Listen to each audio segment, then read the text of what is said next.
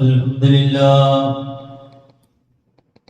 لله رب العالمين نحمده ونستعينه ونؤمن به ونتوكل عليه ونعوذ بالله من شرور أنفسنا ومن سيئات أعمالنا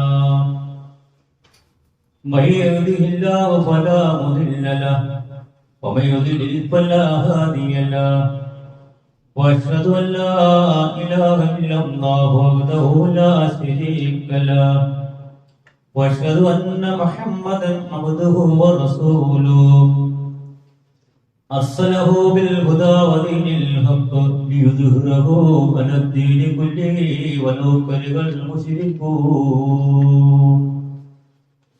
اللهم صل على محمد وعلى ال محمد كما صليت على ابراهيم وعلى ال ابراهيم انك حميد مجيد اللهم بارك على محمد وعلى ال محمد كما باركت على ابراهيم وعلى ال ابراهيم انك حميد مجيد وما بعد فإن خير الكلام كلام الله وخير السنن سنن محمد صلى الله عليه وسلم وشر الأمور محدثاتها وكل محدثة بدعة وكل بدعة ضلالة أعوذ بالله من الشيطان الرجيم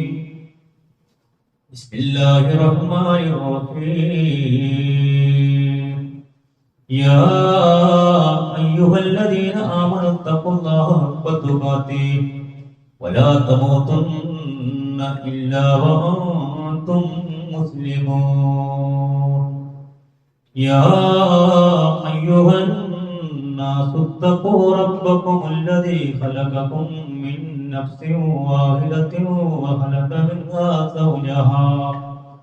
وخلق منها زوجها وبث منهما رجالا كثيرا ونساء واتقوا الله الذي تساءلون به والأرحام إن الله كان عليكم رقيبا يا أيها الذين آمنوا اتقوا الله وقولوا قولا سديدا يصلح لكم أعمالكم ويغفر لكم ذنوبكم ومن يطع الله ورسوله فقد فاز فوزا عظيما يا أيها الناس اتقوا الله وعباد الله ബഹുമാനമുള്ള വിശ്വാസികളെ സർവചരാചരങ്ങളെയും സംരക്ഷിച്ച് പരിപാലിക്കുന്ന ലോകരക്ഷിതാവിന്റെ വിധിവിലക്കുകൾ അനുസരിച്ച് ജീവിക്കണമെന്ന് എന്നോടെന്ന പോലെ നിങ്ങളോടും ഉണർത്തുകയാണ് വസീയത്ത് ചെയ്യുക. നബീന മുഹമ്മദ് മുസ്തഫ സല്ലല്ലാഹു അലൈഹി വസല്ലമയുടെ ചര്യകൾ ജീവിതത്തിന്റെ എല്ലാ മേഖലകളിലും പ്രാവർത്തികമാക്കുന്ന വിശ്വാസികളിൽ അല്ലാഹു നമ്മെ എല്ലാവരെയും ഉൾപ്പെടുത്തി അനുഗ്രഹിക്കുമാറാകട്ടെ. നമ്മളിൽ നിന്ന് മരണപ്പെട്ടു പോയിട്ടുള്ള എല്ലാ സഹോദരി സഹോദരന്മാർക്കും അൽ ഗഫൂറായ നാഥൻ പുറത്തു കൊടുക്കുമാറാകട്ടെ. അവർക്ക് അല്ലാഹു മഗ്ഫിറത്തും മർഹമത്തും നൽകി അനുഗ്രഹിക്കുമാറാകട്ടെ. സഹോദരന്മാരെ, സഹോദരിമാരെ, അബൂ ജന്ദൽ റളിയല്ലാഹുവിന്റെ ചരിത്രമാണ് ഇൻഷാ അല്ലാഹ് ഇന്നത്തെ ഖുതുബയിലൂടെ ബോധിപ്പിക്കുന്നത്. അബ്ദുല്ലാഹ് സുഹൈൽ അല്ലെങ്കിൽ സുഹൈൽ ബിൻ അംർ റളിയല്ലാഹുവിന്റെ പുത്രൻ. ഈ മഹാനവർകളുടെ ചരിത്രം യുവാക്കള് പ്രത്യേകിച്ച് ഓർത്തു വെക്കുകയും നമ്മുടെ ജീവിതത്തിൽ ഇതുപോലെയുള്ള പ്രശ്നങ്ങൾ പ്രതിസന്ധികളൊക്കെ വരുമ്പോൾ ഈ സ്വഹാബിമാരുടെ അല്ലെങ്കിൽ അവരുടെ സഹിച്ച ത്യാഗം നമ്മൾ മനസ്സിലാക്കിയിരിക്കുക. കാരണം അബൂജഹൽ റളിയല്ലാഹു അൻഹു ഇന്നത്തെ സാഹചര്യം പറയുകയാണെങ്കിൽ പരിശുദ്ധ ഇസ്ലാമിലേക്ക് ഒരു അമുസ്ലിം കടന്നു വന്നു എന്ന് സങ്കല്പിക്കുക. നമ്മളിലേക്ക് കടന്നു വന്ന ആ സഹോദരനെ മുസ്ലിം സമൂഹം പറയാണ്, നീ നിന്റെ വീട്ടിലേക്ക് തന്നെ തിരിച്ചു പോകണം. നീ നിന്റെ വീട്ടിൽ പോയിട്ട് എങ്ങനെയുള്ള സാഹചര്യമാണോ അവിടെ ജീവിക്കണമെന്ന് പറഞ്ഞാൽ നിങ്ങളൊന്ന് സങ്കല്പിച്ച് നോക്കും. അതേപോലെയുള്ള ഒരു സാഹചര്യമായിരുന്നു ആർക്കുണ്ടായത്? അബൂജഹൽ റളിയല്ലാഹു അൻഹു ഉണ്ടായത്. ഇവിടെ ചരിത്രം നമുക്ക് പഠിക്കുമ്പോൾ പ്രധാനമായും നമ്മുടെ ജീവിതത്തിലേക്ക് ഈ ചെറിയ മക്കൾക്ക് നമ്മൾ മോട്ടിവേഷൻ ക്ലാസ്സുകളൊക്കെ കൊടുക്കുന്നത്. നമ്മൾ പല പല ഉദാഹരണങ്ങളാണ് ഈ മോട്ടിവേഷൻ ക്ലാസ്സിന് വരുന്ന ആൾക്കാർ കൊടുക്കുന്നത്. അവരെല്ലാം മോട്ടിവേഷൻ കൊടുക്കുന്നവരും പഠിച്ചു വെക്കേണ്ട ചരിത്രം അബൂജഹൽ റളിയല്ലാഹുവിന്റെ ചരിത്രമാണ്. കാരണം ആ ചെറിയ കുട്ടിയായിരിക്കും, നബുവത്തിന് 14 വർഷം മുമ്പാണ് ആര് ജനിക്കുന്നത്? അബൂജഹൽ റളിയല്ലാഹു ജനിക്കുന്നത്. അല്ലെങ്കിൽ നബി സല്ലല്ലാഹു അലൈഹി വസല്ലം വഹി ലഭിക്കുന്ന, അല്ലെങ്കിൽ ഖുർആൻ ലഭിക്കുന്ന, പരിശുദ്ധ ഖുർആൻ ഇറങ്ങുന്ന നബുവത്തിന്റെ 40 വയസ്സുള്ളപ്പോൾ അതിന് 14 വർഷം മുമ്പെന്ന് പറഞ്ഞാല് ആ സമയത്ത് ആണ് ആര് ജനിക്കുന്നത്? അബൂജഹൽ റളിയല്ലാഹു ജനിക്കുന്നത്. അങ്ങനെയുള്ള ഈ സ്വഹാബി വരി അനുഭവിച്ച ത്യാഗത്തിന്റെ പ്രധാന ഒരു ചരിത്രത്തിലൂടെ നമുക്ക് കടന്നു പോകും. നമ്മുടെ മക്കളുണ്ടല്ലോ, നമ്മുടെ മക്കളെ നമ്മൾ വളർത്തിക്കൊണ്ടുവരുന്ന ആ സംസ്കാരം അത് ചിലപ്പോൾ നല്ലതാകാം, ചിലപ്പോൾ മോശമാകാം. അബൂജഹൽ റളിയല്ലാഹു ജീവിച്ച് വളർന്നു വരുന്ന സാഹചര്യത്തിൽ കാണുന്നത് മക്കയിൽ പരിശുദ്ധമായ ഇസ്ലാം പ്രബോധനം ചെയ്തു, നബി സല്ലല്ലാഹു അലൈഹി വസല്ലം പ്രബോധനം ചെയ്തു. ചില സ്വഹാബിമാരെ ആകൃഷ്ടരായി അവർ നല്ല രീതിയിൽ ജീവിക്കുന്നു. പക്ഷെ മറ്റൊരു വിഭാഗം ആൾക്കാർ എന്ത് ചെയ്യുന്നത്? ഇവരെ മർദ്ദനത്തിന് വിധേയമാക്കുകയാണ്. മർദ്ദനത്തിന് വിധേയമാക്കുന്ന കൊടിയ പീഡനങ്ങൾ നാടും വീടും വിട്ടുപോകേണ്ട സാഹചര്യത്തിലേക്ക് വരെ എത്തിപ്പിച്ചു. കൊടിയ പീഡനങ്ങൾ എത്രത്തോളം എന്ന് പറഞ്ഞാല് അമ്മാർ ഇബ്നു യാസിർ റളിയല്ലാഹു അൻഹുവിന്റെ പീഡനത്തിന്റെ വിഷയങ്ങൾ നമ്മൾ പറയുകയാണെങ്കിൽ ഇങ്ങനെ വെള്ളത്തിൽ ഇങ്ങനെ മുക്കിപ്പിടിക്കും. വെള്ളത്തിൽ മുക്കിപ്പിടിച്ചിട്ട് ശ്വാസം മുട്ടി മരിക്കാൻ പോകുന്ന തൊട്ടു മുമ്പ് ഇവരെന്ത് ചെയ്യും? ഉയർത്തിക്കൊണ്ടുവരുമ്പോൾ ഈ മർദ്ദിച്ച് മർദ്ദനത്തിന് വിധേയമാക്കി പൊട്ടിച്ചലം വരുന്ന പഴുപ്പുകളൊക്കെ വരുന്ന ഭാഗമുണ്ടല്ലോ, അവിടെ എന്ത് ചെയ്യും? മറ്റ് ആയുധങ്ങൾ കൊണ്ട് അവിടെ കുത്തി നോക്കും. ആ സാഹചര്യം ആലോചിച്ചു. അങ്ങനത്തെ മർദ്ദന മുറകൾ അഴിച്ചുവിട്ട ഖുറൈശി ഗോത്രത്തിന്റെ ഒരു തലവനായിരുന്നു സുഹൈൽ ഇബ്നു അംർ. ആ സ്വഹാബി പരിശുദ്ധമായ ഇസ്ലാമിലേക്ക് കടന്നു വരുന്നത് അവസാന നിമിഷമാണ്. നബി സല്ലല്ലാഹു അലൈഹി വസല്ലം വഫാത്താകുന്നതിന് 2 വർഷം മുമ്പാണ് കടന്നു വരുന്നത്. പക്ഷെ അത്രയും നാള് എന്ത് ചെയ്തു? പരിശുദ്ധ ഇസ്ലാമിനെതിരെ നയിച്ച ആ രീതികൾ നമ്മൾ പരിശോധിച്ചാൽ വളരെ ക്രൂരമായും തന്നെയുമല്ല ആദർശപരമായിട്ട് എങ്ങനെ പരിശുദ്ധ ഇസ്ലാമിനെ തളർത്താം, ഇല്ലാതാക്കാം എന്ന രീതിയുമായി. കാരണം അദ്ദേഹം ഒരു വാഗ്മിയായി, നല്ലൊരു പ്രാസംഗികനാണ്, നയതന്ത്രജ്ഞനാണ്. എങ്ങനെ കാര്യങ്ങൾ കൈകാര്യം ചെയ്യാം. ചില ആൾക്കാർക്ക് എത്ര വിദ്യാഭ്യാസം ഉണ്ടെങ്കിലും ചില കാര്യങ്ങൾ അവരെ ഏൽപ്പിച്ചു കഴിഞ്ഞാൽ എന്താവും? അവർക്കൊരു പിടുത്തവും കിട്ടത്തില്ല. അവർക്ക് എന്താണ് ചെയ്യേണ്ടതെന്ന് അറിയില്ല. അപ്പൊ നല്ലൊരു നയതന്ത്രജ്ഞനായിരുന്നു അവരോട് ആര്? ഈ സുഹൈൽ റളിയല്ലാഹു അൻഹു. അങ്ങനെയുള്ള ഈ സുഹൈൽ റളിയല്ലാഹു അൻഹു വളർന്നു വരുന്ന ചെറിയ മോൻ അബ്ദുല്ലാഹ് ഇബ്നു സുഹൈൽ, അദ്ദേഹത്തിന്റെ മോനായിട്ടുള്ള ഈ അബൂജഹൽ എന്ന് വിളിപ്പേരുള്ള ആ സ്വഹാബി കാണുന്നത് മുസ്ലിം സഹോദരങ്ങളെ മർദ്ദിക്കുന്ന സീനുകളും അതുപോലെയുള്ള കാര്യങ്ങളൊക്കെ കണ്ടപ്പോൾ ഈ ചെറിയ കുഞ്ഞിന്റെ ഹൃദയത്തിൽ വേദനയുണ്ടായി, കരുണയുണ്ടായി. അപ്പൊ ആ അബൂജഹൽ റളിയല്ലാഹു ചെറിയ കുഞ്ഞായിരിക്കുമ്പോൾ ചിന്തിച്ചു, ഇത് എന്തിനിങ്ങനെ ചെയ്യുന്നു? അവരെ പരിശുദ്ധവാനായ അല്ലാഹുവിനെ ആരാധിക്കുന്നു, ജനങ്ങൾക്ക് വേണ്ടി നല്ല കാര്യങ്ങൾ ചെയ്യുന്നു, സകാത്ത് കൊടുക്കുന്നു, പാവങ്ങളെ പരിഗണിക്കുന്നു, ഇതുപോലെയുള്ള നല്ല നല്ല കാര്യങ്ങളാണല്ലോ ചെയ്യുന്നത്. അങ്ങനെ ഒരു പ്രസിദ്ധമായ ഇസ്ലാമിന്റെ ഒരു അനുഭാവിയായിട്ട് ആര് മാറി? ഈ അബൂജന്തൽ അല്ലെങ്കിൽ അബ്ദുല്ലാഹിബ്നു സുഹൈൽ, സുഹൈൽ ബിൻ അംർ റളിയല്ലാഹുവിന്റെ പുത്രൻ ആയി മാറി. അങ്ങനെ ഇരിക്കുമ്പോഴാണ് ബദർ യുദ്ധം നടന്നത്. അപ്പൊ ബദർ യുദ്ധം നടന്നപ്പോൾ എന്താ, ഉപ്പയും മോനും, ബാപ്പയും മോനും ഓരോ ഭാഗങ്ങളുള്ള ആൾക്കാരുണ്ടല്ലോ. ഏതുപോലെ അബൂജഹൽ അദ്ദേഹത്തിന്റെ പുത്രൻ ഇക്രിമ റളിയല്ലാഹു അവരൊരു ഭാഗത്താണ്. അതേപോലെ ഈ സുഹൈൽ ബിൻ അംർ റളിയല്ലാഹുവിന്റെ പുത്രൻ ആരാണ്? അബൂജഹൽ റളിയല്ലാഹു. സുഹൈൽ ബിൻ അംർ റളിയല്ലാഹുവിന്റെ പുത്രൻ അബൂജഹൽ റളിയല്ലാഹുവിനെ എന്തിനു കൊണ്ടുപോയി? ബദർ യുദ്ധത്തിന് കൊണ്ടുപോയി. അപ്പൊ ചെറിയ പ്രായത്തില് നബി സല്ലല്ലാഹു അലൈഹി വസല്ലമ സ്വഹാബത്ത് കാട്ടി തന്ന ഈ മാർഗം കണ്ടുപിടിച്ച ഈ അബൂജഹൽ റളിയല്ലാഹു ബദർ യുദ്ധത്തിന് ചെയ്തപ്പോൾ എന്ത് സംഭവിച്ചു? നബി സല്ലല്ലാഹു അലൈഹി വസല്ലമയുടെ പക്ഷത്തെ കൂടിപ്പിടി. ആലോചിച്ച് നോക്കണം. ഈ അബൂജഹൽ റളിയല്ലാഹു താല്പര്യമില്ല മുസ്ലിങ്ങളോട് യുദ്ധം ചെയ്യാൻ. പക്ഷെ എന്ത് ചെയ്തു? ബാപ്പ നിർബന്ധിച്ച് വിളിച്ചിട്ട് പോയ. കാരണം ബാപ്പ നാട്ടിൽ അത്ര പ്രമാണിയാണ്. മോനെ നീ എന്റെ കൂടെ വാ. അങ്ങനെ ബാപ്പ വിളിച്ചതനുസരിച്ച് അബൂജഹലിന്റെയും ആ കാറ്റഗറിയിലേക്ക് ആര് പെട്ടു? പോയി. പക്ഷേ യുദ്ധം നടക്കുന്ന പ്രാരംഭ ഘട്ടത്തിൽ തന്നെ പ്രസിദ്ധമായ ഇസ്ലാമിന്റെ പ്രതിനിധികൾക്ക് വിജയം അല്ലാഹു നൽകിയപ്പോൾ ആ വർഷത്തേക്ക് ആരോടിപ്പോയി? ഈ അബൂജഹൽ റളിയല്ലാഹു അല്ലെങ്കിൽ സുഹൈൽ ബിൻ അംർ റളിയല്ലാഹുവിന്റെ പുത്രൻ ഓടിപ്പോയി. അപ്പോൾ ഇദ്ദേഹത്തിന് ഭയങ്കര ക്ഷേമമാണ്. കാരണം യുദ്ധം ചെയ്യാൻ വന്ന ആളിന്റെ പക്ഷത്തിൽ നിന്ന് നേരെ എതിർപക്ഷത്തെ കാര്യം പോയി, മോൻ പോയി. അങ്ങനെ ബദർ യുദ്ധം കഴിഞ്ഞപ്പോൾ തടവുകാരെ പിടിച്ചു. തടവുകാരെ പിടിച്ചപ്പോൾ എന്ത് സംഭവിച്ചു? ഈ അബൂജഹൽ റളിയല്ലാഹുവിനെ തടവുകാരായിട്ട് ആര് കൊണ്ടുപോയി? അദ്ദേഹത്തിന്റെ ആരുടെ കൂടെയാണോ അദ്ദേഹം വന്നത് അവര് കൊണ്ടുപോയി.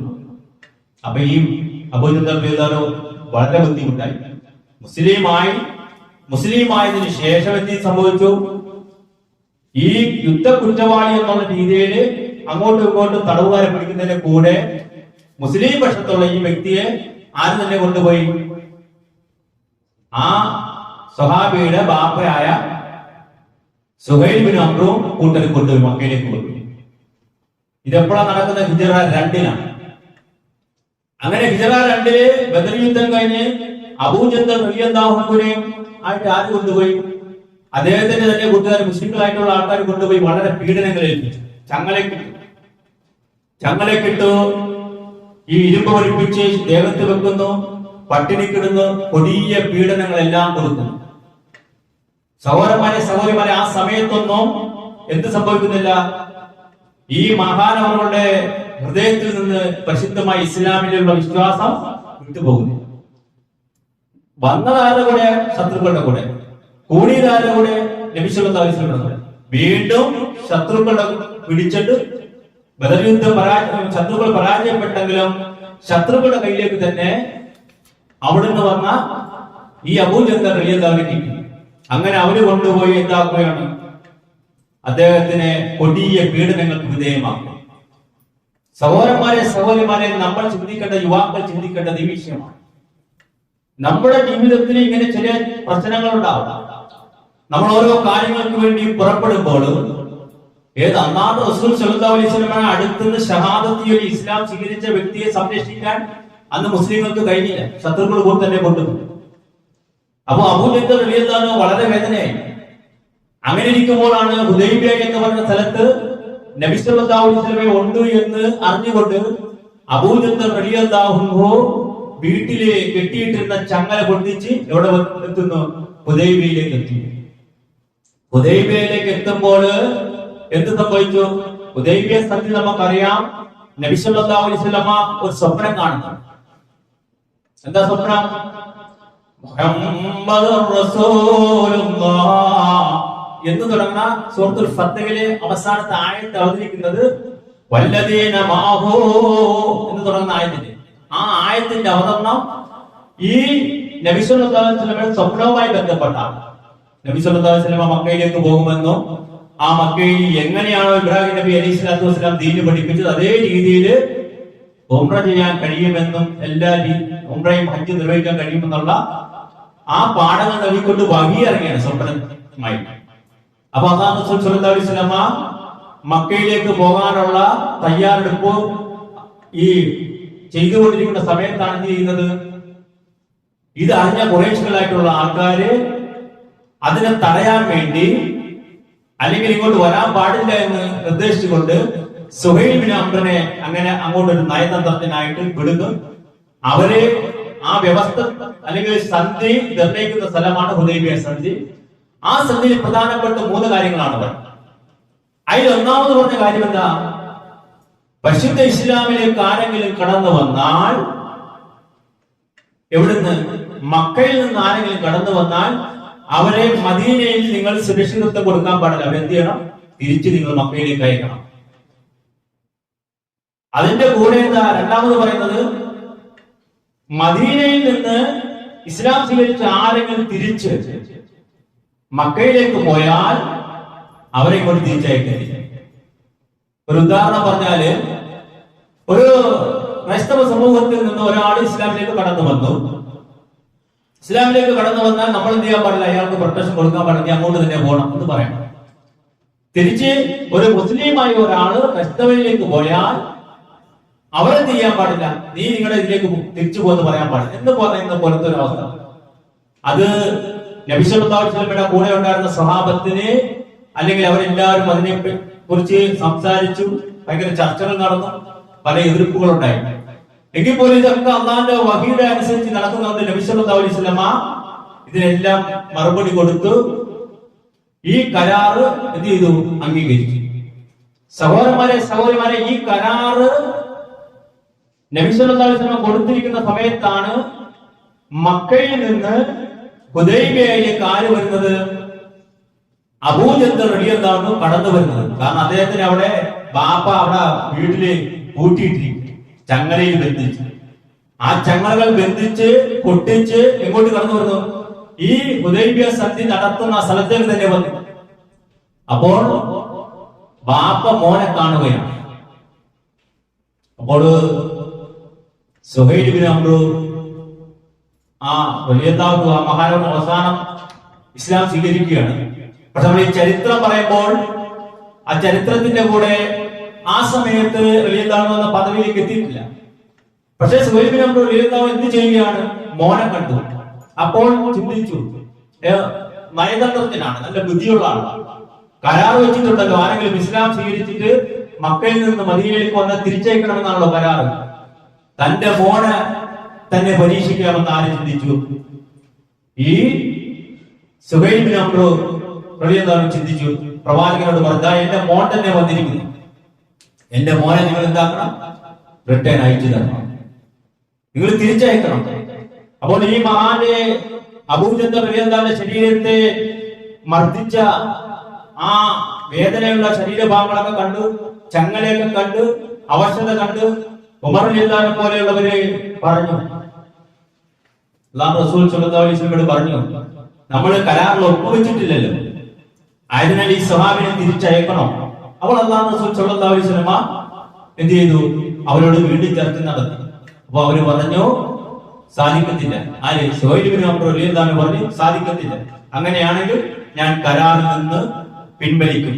ഇനി നിങ്ങൾ നോക്കൂ സഹോദരന്മാരെ, ഈ സമയത്ത് അബൂജഹൽ റളിയല്ലാഹു അൻഹു അവരോട് ചോദ്യം ചോദിക്കുകയാണ്, യാ മഅ്ശറൽ മുസ്ലിമീൻ അറദ്ദു ഇലൽ മുശ്രിക്കീൻ, അല്ലയോ മുസ്ലിം സഹോദരന്മാരെ, പരിശുദ്ധമായ ദീനിലേക്ക് ഞാൻ കടന്നു വന്ന എന്നെ നിങ്ങൾ കുഫറിലേക്ക് വീണ്ടും തിരിച്ചുവിടുകയാണോ? സ്വഹാബത്തിന് ബേജാറായി. ലോകത്തിന്റെ നേതാവായ നബീന മുഹമ്മദ് മുസ്തഫ സല്ലല്ലാഹു അലൈഹി വസല്ലമയ്ക്ക് വേദനയായി. ആ സമയത്ത് ലോകത്തിന്റെ നേതാവ് പറയുകയാണ്, യാ അബീ ജന്ദൽ ഇസ്ബർ വഖ്സത്, അബൂജഹലേ നീ ക്ഷമിക്കണേ,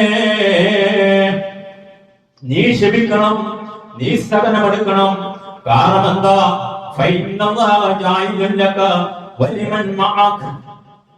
ആരാണോ നിന്റെ കൂടെയുള്ളത്, മർദ്ദനത്തിന് വിധേയമായവർ ആരൊക്കെയാണോ അവർക്ക് അല്ലാഹു ഒരു വഴി കാണിച്ചു തരികയാണ്.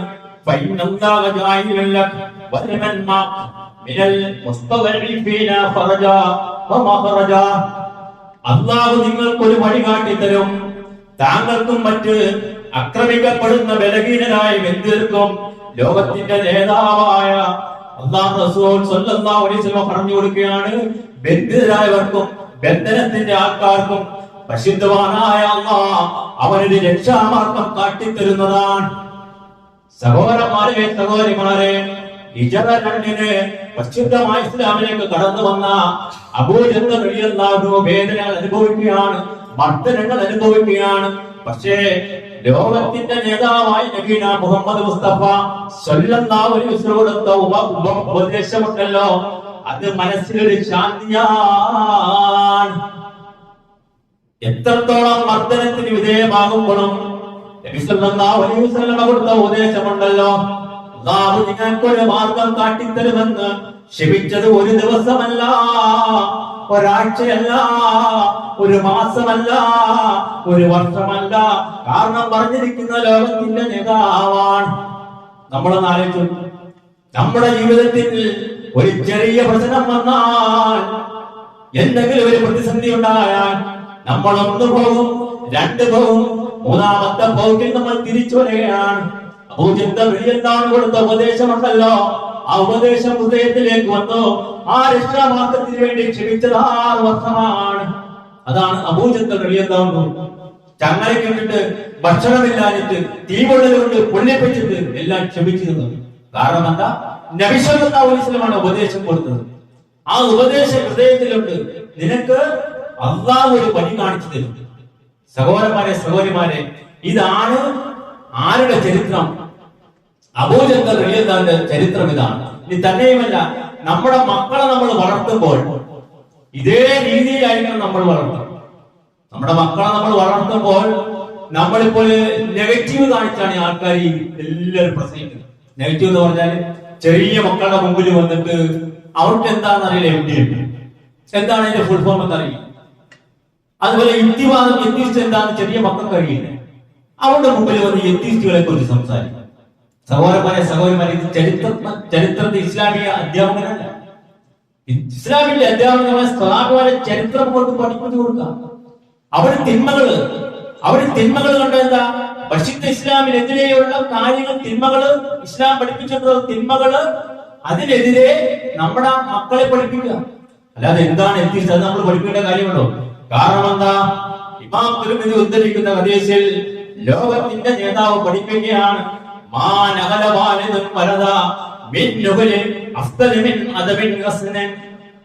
ലോകത്തിന്റെ നേതാവ് പഠിപ്പിക്കുകയാണ്, നല്ല സംസ്കാരത്തെക്കാൾ ശ്രേഷ്ഠമായ മറ്റൊന്നും ഒരു പിതാവ് തന്റെ മകന് സമ്മാനമായി നൽകുന്നില്ല. പഠിപ്പിക്കുന്ന ലോകത്തിന്റെ നേതാവാണ്. എങ്ങനെയാണ് സഹോദരന്മാരെ, സഹോദരിമാരെ, നല്ല സംസ്കാരം നമ്മുടെ മക്കൾക്ക് കൊടുക്കുന്നതിൽ ഏറ്റവും നല്ല വിദ്യ, അല്ലെങ്കിൽ ഏറ്റവും ശ്രേഷ്ഠമായത് അഥവാണെന്ന്, മര്യാദയാണെന്ന് പഠിപ്പിച്ച ലോകത്തിന്റെ നേതാവല്ലേ. ഒരാൾ നമ്മുടെ വീട്ടിലേക്ക് കടന്നു വന്നാൽ എങ്ങനെയാണ് നമ്മുടെ മക്കൾക്ക് പെരുമാറേണ്ടതെന്ന് അവർക്കറിയുമോ?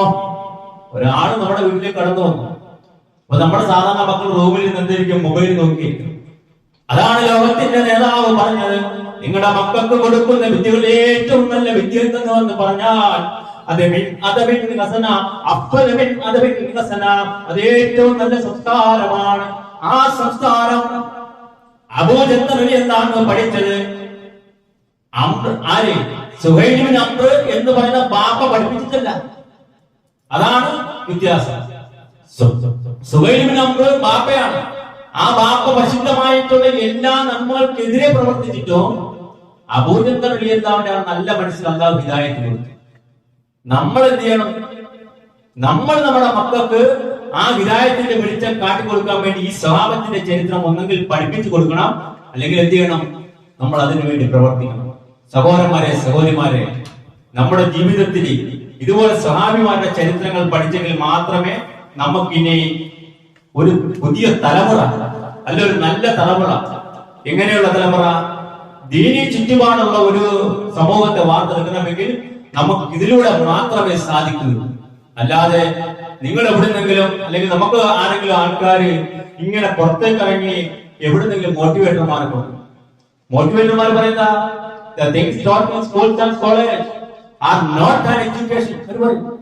സ്കൂളുകളിലും കോളേജുകളിലും പഠിക്കുന്ന കാര്യങ്ങൾ വിദ്യാഭ്യാസമില്ല. These are the mains of education എന്നൊക്കെ പറയും, മോട്ടിവേഷൻ ചെയ്യും. എന്താ പറയുന്നത്?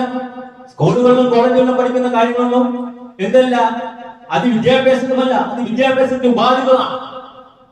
നിങ്ങൾ ആലോചിച്ച് നോക്കൂ, സഹോദരന്മാരെ ചെറിയ കുട്ടി ഏകദേശം 13 വയസ്സുള്ള ഒരു മോൻ കേരളത്തിലെ ഫിസിക്സ് പരമായിട്ടുള്ള ഒരു കാര്യങ്ങൾ പഠിച്ചു, അമേരിക്കയിൽ സ്കോളർഷിപ്പ് കിട്ടി.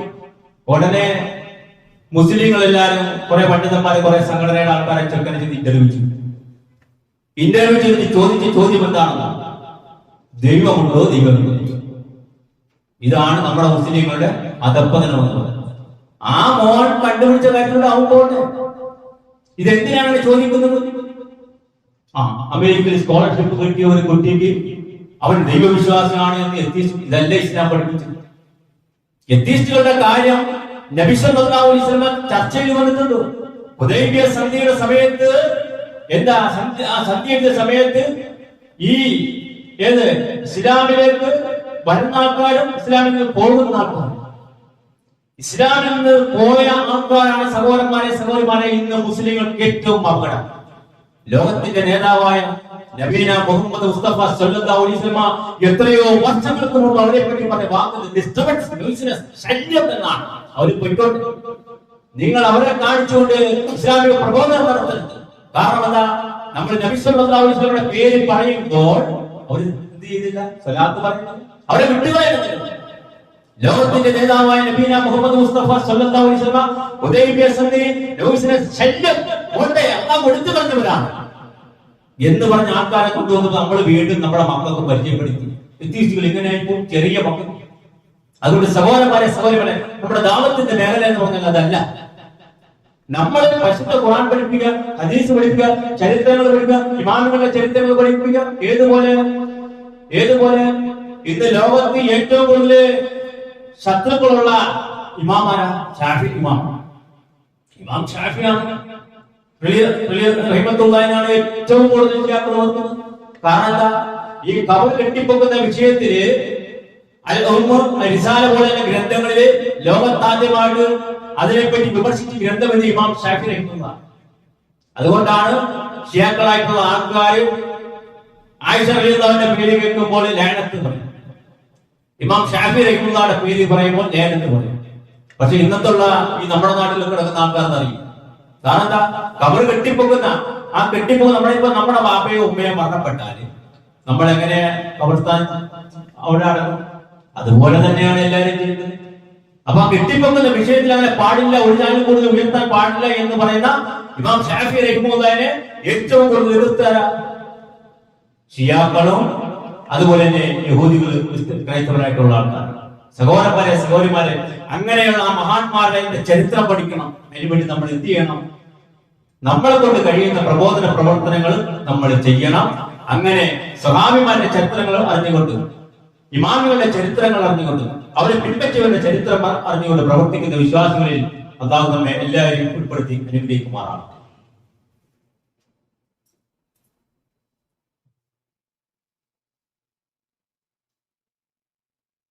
അൽഹംദുലില്ലാഹി ഹദാനാ ലിഹാദാ വമാ കുന്നാ ലിനഹ്തദിയ ലൗലാ അൻ ഹദാനല്ലാഹ്. ഒരിക്കൽ കൂടി അല്ലാഹുവിന്റെ വിധിവിലക്കുകൾ അനുസരിച്ച് ജീവിക്കുന്നവയെന്ന് എന്നോടെന്ന പോലെ നിങ്ങളോട് ഉണർത്തുകയാണ്, വസീയത്ത് ചെയ്യുക. സഹോദരന്മാരെ മക്കം ഫത്ത് അല്ലെങ്കിൽ ഹിജ്റ 8 ഈ നബി സല്ലല്ലാഹു അലൈഹി വസല്ലമയുടെ അനുചരന്മാരുമായിട്ട് മക്കയിലേക്ക് പുറപ്പെട്ടു. മക്ക വിജയം ഉണ്ടായ സമയത്ത് ഒരു വ്യക്തി വീട്ടിൽ കയറി വാതിലടച്ച് ഒളിച്ചിരിക്കുക. ആരാ? ഈ അബൂന്റെ ബാപ്പയായ സുഹൈൽ ഇബ്നു. കാരണം എന്താ? അദ്ദേഹം ഇസ്ലാമിന് ചെയ്ത ദ്രോഹം അത്രയുമാണ്. കാരണം ഹുദൈബിയ സന്ധി എഴുതുമ്പോൾ എന്തായിരുന്നു വ്യവസ്ഥ? നബി സല്ലല്ലാഹു അലൈഹി വസല്ലമ ബിസ്മില്ലാഹിർ റഹ്മാനിർ റഹീം എന്ന് പറഞ്ഞപ്പോൾ റഹീമും റഹ്മാനും വെട്ടിക്കളഞ്ഞവനാണ് സുഹൈൽ. അതുപോലെ തന്നെ ലോകത്തിന്റെ നേതാവായ നബീന മുഹമ്മദ് മുസ്തഫ കരാർ എഴുതിയ സമയത്ത് റസൂലുള്ളാഹി എഴുതിയപ്പോൾ അത് കട്ടിയിട്ട് വെട്ടിക്കളഞ്ഞു, മായ്പിച്ചു. മുഹമ്മദ് അബ്ദുല്ലാഹിനെ എഴുതിപ്പിച്ച ആളാണ് സുഹൈൽ, ഖുറൈശികളുടെ നേതാവ്. ആ ഖുറൈശികളുടെ നേതാവ് ഭയപ്പെട്ട് വീടിനകത്ത് ഇരിക്കുക, കാരണം മക്ക ഫതഹ് കഴിയും. പക്ഷേ അന്ന് ബദർ യുദ്ധത്തിന് കൈപിടിച്ചു കൊണ്ടുപോയ മോൻ പരിശുദ്ധ ഇസ്ലാമിലേക്ക് കടന്നു വന്നു. ആ മോൻ ഇസ്ലാമിലുണ്ട്, ആർക്കറിയാം? എന്റെ മോൻ ഇസ്ലാമിലുണ്ട്. അങ്ങനെയുള്ള ആ മോൻ എന്റെ പുത്രനോട് എന്തെങ്കിലും ഒരു കാര്യം പറഞ്ഞ് പ്രവാചകന്റെ അടുത്തുനിന്ന് രക്ഷപ്പെടുന്ന എന്തെങ്കിലും ഒരു മാർഗം നോക്കാൻ ആര് ശ്രമിക്കുകയാണ്.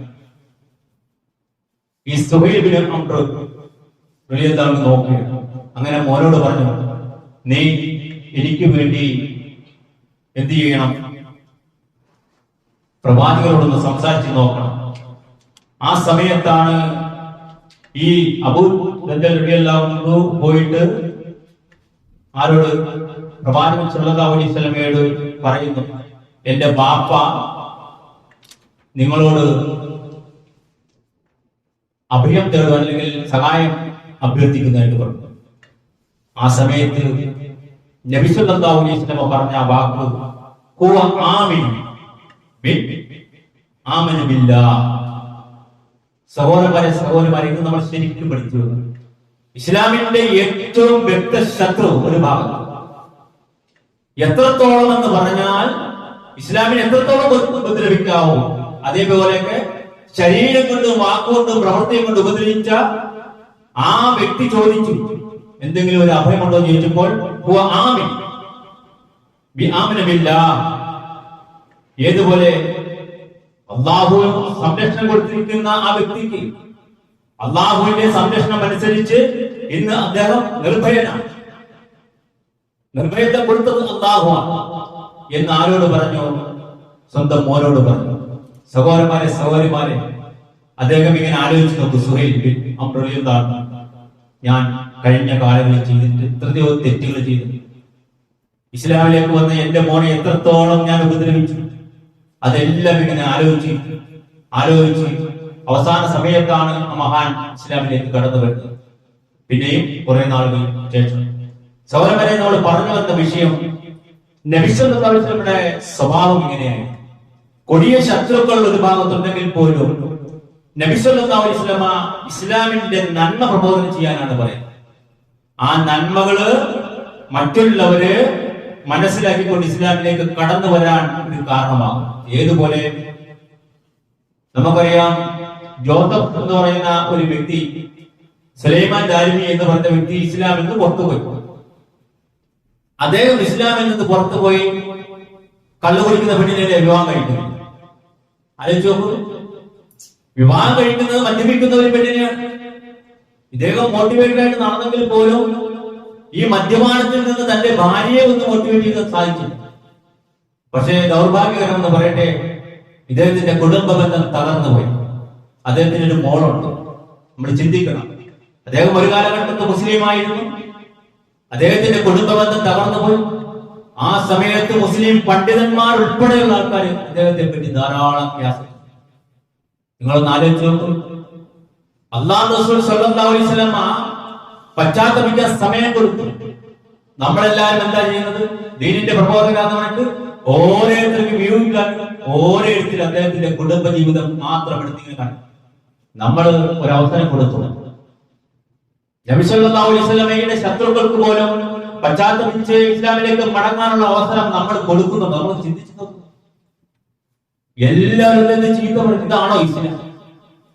എത്ര നാള് 6 വർഷം ഏറ്റവും കൂടുതൽ ഉപദ്രവിച്ചാൽ ഇസ്ലാമിലേക്ക് കടന്നു വന്നു. ഇതുപോലെ ചെറിയ 2-3 വർഷം കൊണ്ട് നമുക്ക് ക്ഷമിച്ചിരിക്കാൻ പറ്റുന്ന എല്ലാവരും ക്യാസറ്റ് ഇറക്കി അവരെ വെച്ചിട്ട് വീഡിയോ പിടിക്കുകയാണ്. കണ്ട, ഇസ്ലാമിലേക്ക് പോയിട്ട് ഇതാണോ ഇസ്ലാം? ഇങ്ങനെയാണെങ്കിൽ ഇസ്ലാമും മറ്റു ആവശ്യങ്ങളും തമ്മിൽ എന്ത് വ്യത്യാസമുണ്ട്? ചിന്തിച്ചു നോക്കും. അദ്ദേഹത്തിന്റെ ഒരു മോളില്ലേ, ആ മോള് ചിന്തിക്കത്തില്ല, എന്റെ ബാപ്പ ഒരു മുസ്ലിം അല്ലായിരുന്നു, എന്റെ ഉമ്മ മദ്യപിക്കുന്നവരല്ലേ, എന്റെ ബാപ്പ മദ്യപിക്കാത്ത ആളല്ലേ, അപ്പൊ എന്റെ ബാപ്പയുടെ ദീനിനെ കുറിച്ചൊന്ന് പഠിക്കാൻ ഒരു സാഹചര്യം നമ്മൾ കൊടുത്തോ? പിന്നെ എന്ത് പ്രബോധനമാണ് നമ്മൾ നടത്തുന്നത്? അതിൽ സംഘടനകളില്ല. എല്ലാത്തിന്റെ സംഘടനയിലും ആൾക്കാർ തലപ്പുറത്ത് വന്ന് ഇവരുടെ കുടുംബം തകർന്നു പോയി. ആ പെൺകുട്ടി ചിന്തിക്കത്തില്ല. ഇതാണ് സഹോദരന്മാരെ സഹോദരിമാരെ, സ്വഭാവത്തിന്റെ ദീനറിയില്ലെങ്കിൽ, നബി സല്ലല്ലാഹു അലൈഹി വസല്ലമയുടെ സ്വഭാവം അറിയില്ല എങ്കിൽ നമ്മൾ എന്താ, നമ്മൾ ഈ ചപ്പുചോറ് ഈ സുലൈമാൻ എന്ന് പറയുന്ന ആ വ്യക്തിയെ പറ്റി പ്രബോധനം ചെയ്ത പോലെ അവസ്ഥയായിരുന്നു. അതിന് വിരുദ്ധമായിക്കൊണ്ട് ആ സ്വഭാവത്തിന്റെ മാതൃക നമ്മൾ മനസ്സിലാക്കുവാൻ, നമ്മുടെ സമുദായത്തിൽ മനസ്സിലാക്കി കൊടുക്കുവാൻ വേണ്ടിയാണ് ഇൻഷാ അല്ലാഹ് നമ്മൾ ഞായറാഴ്ച നമ്മുടെ മക്കൾക്ക് ഒരു പ്രോഗ്രാം നടത്തും. ഏതുപോലെ മോഡൽ എന്താ?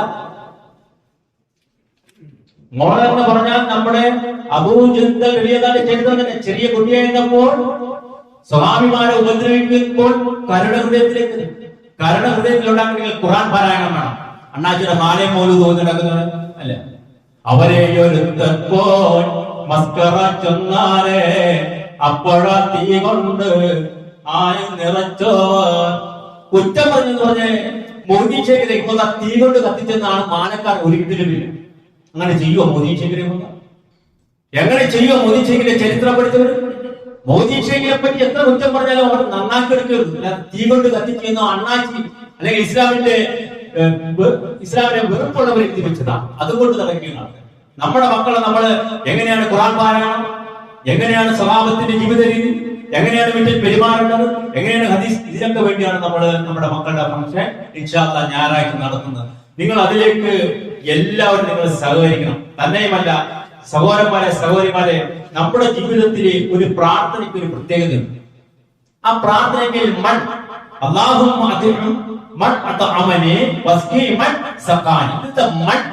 ശ്രദ്ധിക്കേണ്ട ഒരു വിഷയമാണ്. നമുക്ക് പല രീതിയിലുള്ള പ്രാർത്ഥനകൾ പ്രാർത്ഥിക്കുന്നുണ്ട്. അവസാനം എല്ലാവരും നമ്മൾ മയ്യത്താവുന്ന സമയത്ത് പുറത്തു കൊടുക്കുന്നൊക്കെ പ്രാർത്ഥിക്കുന്നു.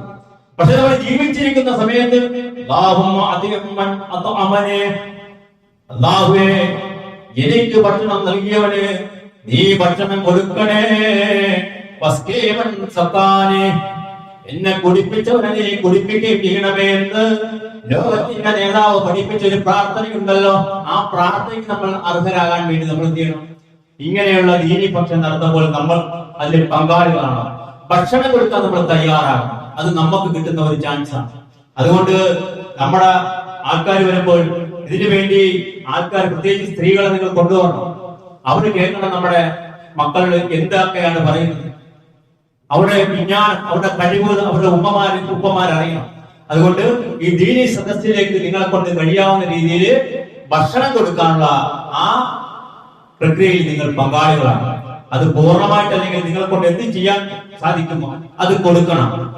എങ്കിലേ നമ്മുടെ മക്കള് അത് കണ്ട് പഠിക്കുകയുള്ളൂ. ഇല്ലെങ്കിൽ ഈ തൗഹീദായിട്ട് കഴിഞ്ഞാല് ആൾക്കാർ ഇങ്ങനെ ഭക്ഷണവുമായിട്ട് ഒരു ബന്ധവുമില്ല. ഇതിലേക്ക് മാറിക്കഴിഞ്ഞാൽ, തൗഹീദിലേക്ക് മാറിക്കഴിഞ്ഞാൽ ഭക്ഷണം കൊടുക്കണ്ട. അന്ധവിശ്വാസങ്ങൾ അനാചാരങ്ങൾ നിന്നാൽ മാത്രം പോരാ, ചെയ്യേണ്ടതായിട്ടുള്ള പ്രധാനപ്പെട്ട ഒരു കാര്യത്തിൽപ്പെട്ടതാണ് ഈ ഫുഡ് കൊടുക്കുക എന്നുള്ളത്. അതിൽ നമ്മൾ പങ്കാളികളായാൽ മറ്റൊരാൾ നമുക്ക് വേണ്ടി പ്രാർത്ഥിക്കും. പറയുമ്പോൾ ആ മണ്ണിൽ നമ്മൾ ഉൾപ്പെടും. അതുകൊണ്ട് ഈ ദീനീപരമായിട്ടുള്ള വിഷയം ഈ ഫംഗ്ഷൻ നടത്തുമ്പോൾ നിങ്ങൾ അതിൽ പങ്കാളികളാകണം.